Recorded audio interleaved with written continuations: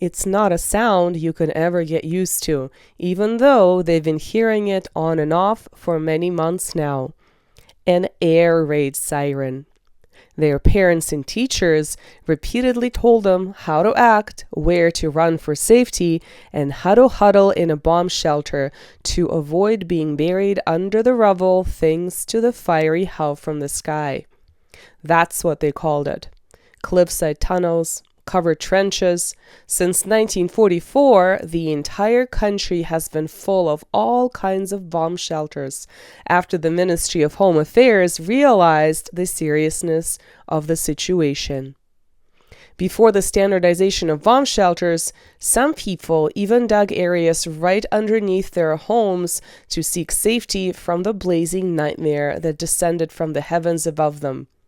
They've heard stories about the Hoei eruption hundreds of years ago, the last time that sleeping giant Fuji decided to disgorge tephra all over Tokyo. This was worse. Today was June 18th, 1945, about the middle of the rainy season in the country. In just a few weeks, it was heat that replaced endless rain. Despite feeling like they baked inside their own skin due to high humidity, they truly loved this time of the year. They especially loved going down to the ocean to frolic in the waves that spat them back out onto the shore. Then they chased each other through the difficult-to-run sand dunes and jumped back into the ocean, just to do it all over again. And the best part? Sometimes, only sometimes, you could observe loggerhead turtles laying their eggs on the shore, and in a little while their hatchlings made it back into the ocean where they belonged, just like they did in Hamamatsu. This was truly an idyllic summer. That is, before the air raids came. It was 3 o'clock in the morning. Tossing and turning, they couldn't sleep. Suddenly, hellbirds appeared out of nowhere and lit up the sky. More than 100 of them. Their impressive wingspan was 141 feet, or 43 meters, making them resemble magical dragons, but not the wise and benevolent kind. And like dragons, they breathed fire. These were 4-engine heavy bombers created by the American corporation Boeing, B-29s, about to launch such an otherworldly firestorm and incendiary night bombing that would fully obliterate somewhere around 2/3 of the city. And in less than 2 months, these metallic birds would unleash atomic bombs from their bowels onto Hiroshima and Nagasaki to reveal a new type of hell that was previously inaccessible not just to the Japanese, but to all of humanity. So, why did the Americans bomb the Japanese town of Hamamatsu in the Shizuoka prefecture so thoroughly? After all, it was pretty small. In the 1940s, Hamamatsu's population was approximately 166,000 people. Compared to Japan's bigger, crowded cities, Hamamatsu still feels like a smaller town even today. Its strategic importance and tactical importance for American bombings stem from the fact that Hamamatsu was a key point on the Tokaido Main Line railway between the Tokyo and Osaka metropolises.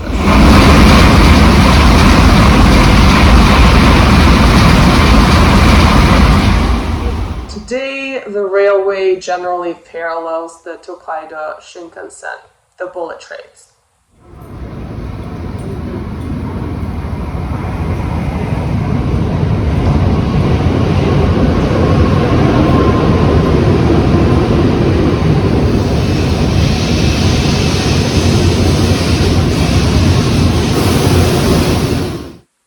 Hamamatsu at the time also housed various factories that aided Japan's wartime production. For example, Suzuki Motors was founded in Hamamatsu earlier in the century. Hamamatsu also had an air base used by the Japanese Imperial Army Air Force and housed the main flight school in the country starting from the 1930s. So it seems like there were plenty of justifiable military targets in the small Hamamatsu, despite its seeming sleepy town type atmosphere. But on June 18th, 1945, American airplanes firebombed Hamamatsu indiscriminately. So they were not just targeting these justifiable military targets, but also civilians. By the end of the war, Hamamatsu was estimated to be approximately 60% wiped out. The official death toll in English language sources such as F.J. Bradley's No Strategic Targets Left, Bombardment Wings in Japan, as well as the Japanese newspaper Asahi Shinbun, estimate the death toll from that particular strike at 1,800 people. Now, to me, considering the devastation and the number of airplanes used in this particular strike, this number seems low. I attempted to get better information. My own Japanese is at about an intermediate level, so I've asked a number of native Japanese speakers to check something like the government websites, and they confirmed that this is the number. I later found the same number in Asahi Shinbun, and this number is coming from the Hamamatsu Reconstruction Museum. So we're going to go with this number, even though it seems kind of low to me. Now, the total bombing casualties between November 1944 and July 1945 were higher than 4,600 people. Approximately 30,000 homes were completely destroyed, and another 50,000 homes were partially damaged. So you can see that these airstrikes on Hamamatsu by the Americans, including many civilians, were really impacting most of the residents of the town at the time.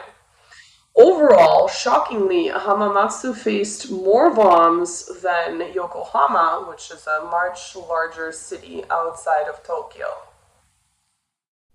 What complicates this question further is the devastating Tonankai earthquake that occurred on December 7th, 1944.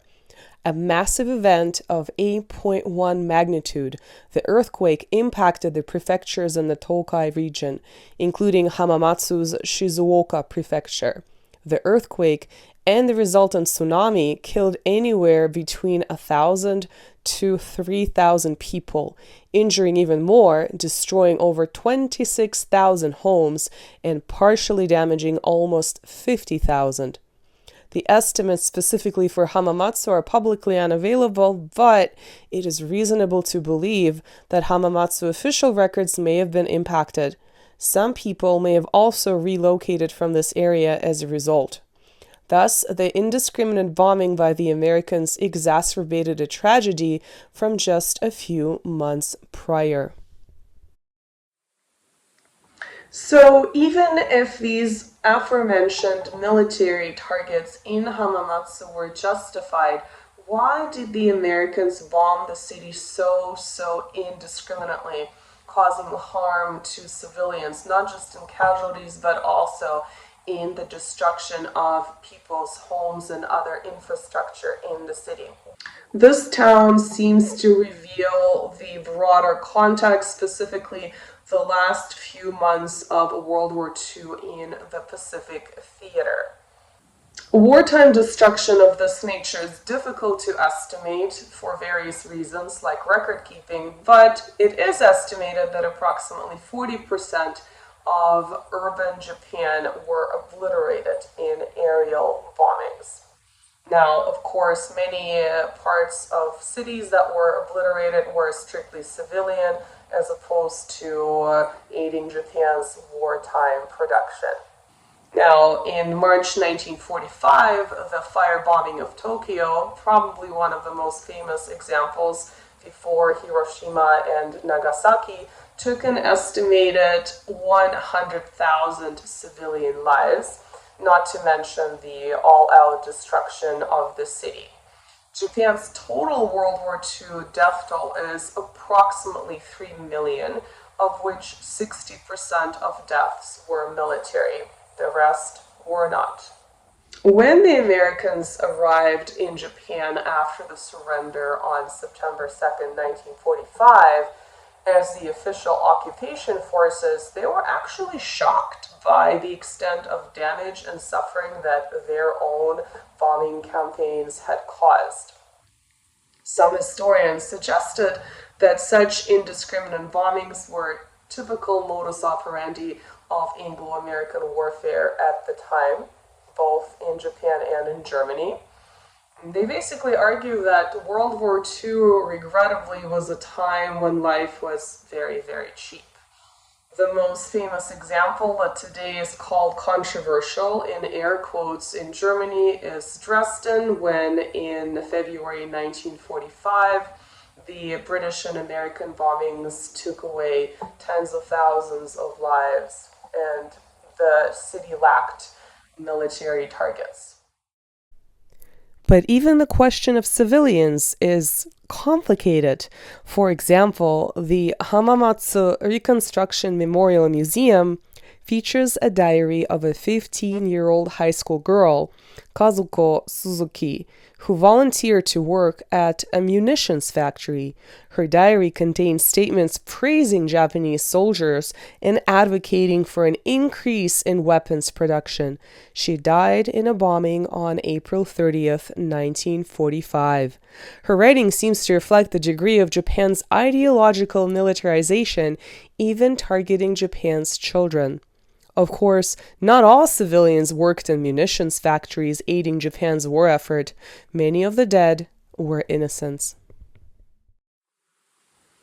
During their formal occupation of Japan, the American forces officially, formally censored much of the imagery of the destruction that they caused in the context of World War II, specifically of Hiroshima and Nagasaki atomic strikes.